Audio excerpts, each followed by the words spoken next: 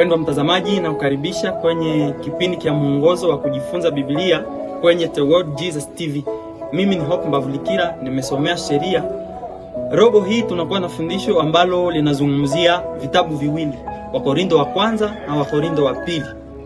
Tunakuwa kwenye juma la 4 ambalo lina lesoni inayosema dhambi katika kanisa. Na leo tuko siku ya 3 ambayo ina kichwa kinachosema protéger l'identité de l'église, ama kuhifadhi utambulisho wa kanisa. Na hapa Paulo alikuwa akionya kanisa kwamba wakati mizozo inapotokea kanisani, sio lazima yapelekwe nje ya kanisa. Ni lazima tatizo hizo zishughulikiwe ndani ya kanisa kwanza, kwa sababu hata katika serikali amateur civil, wakati shida zinapotokea ama mizozo, mikokotano inapotokea kati ya watu, sheria inasema tujaribu kwanza kumaliza tatizo hizo sisi wenyewe, ama conciliation, mediation, reglement l'amiable. Na hapa Paulo alikuwa akiwaonya Wakristo, ama anaonya kanisa, kwa sababu mahakama hiyo ambayo ilikuwa ya kiraia ama ya nje ya kanisa, kulikuwa ile ambayo tunaita privilege. Watu walikuwa wakitofautiana. Na tunaelewa nini kuhusu mahakama? Katika mila ya Wayahudi kulikuwa mahakama ambayo ilikuwa imewekwa. Tuelewe hiyo kupitia kifo cha Yesu Kristo. Kwa mfano, wakati aliposulubiwa, alipelekwa kwanza kwa Kayafa. Kayafa alikuwa ni mkuu wa kanisa na alikuwa mhukumu wa mambo ya kidini. Na Yesu Kristo alipofikishwa mbele ya Kayafa, alihukumiwa kwamba alikuwa anajiita mwana wa Mungu. Lakini Kayafa hakukuwa na uwezo wa kumhukumu Yesu Kristo. Ndio maana Yesu Kristo alipelekwa mbele ya Pilato ambaye alikuwa ni mkubwa, liwali wa jimbo, na alikuwa pia ni magistrat Rome, ama alikuwa ni hakimu kulingana na sheria za Kirumi ambazo zilikuwa zimewekwa. Na hapa Paulo alikuwa akizungumzia sana kuhusu swala la uasherati ama immoralité sexuelle.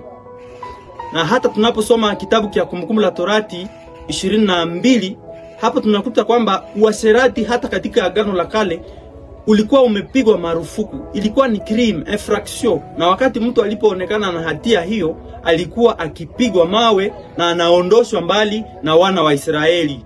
Na ndiyo maana Paulo anatualika, anasema kwamba mizozo inapotokea, tukae kwanza tuyamalize, kwa sababu tunapoyapeleka huko nje tunakuwa tunapatisha kanisa haya, ama tunakuwa tunahayarisha kanisa.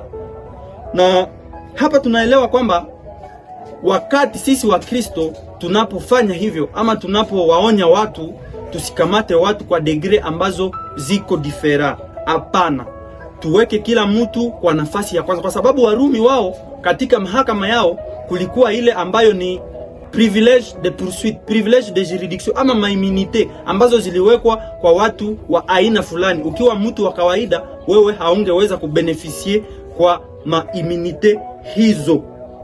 Na hapa tunaelewa kwamba katika kitabu cha Warumi Paulo anazungumzia kwamba kweli kuna utawala ambao watu wanaongoza, ama utawala ambao Mungu amewapatia watu ili wapate kuongoza watu wengine. Lakini kama tunakuwa na mizozo, ni lazima tuyamalize sisi wenyewe.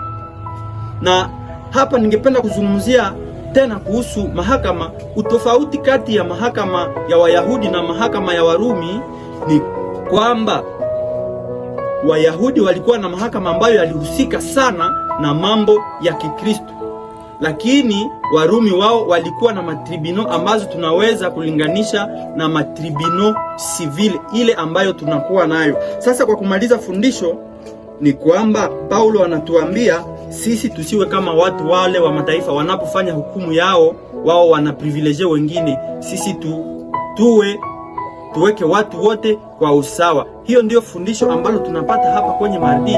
Mungu akubariki.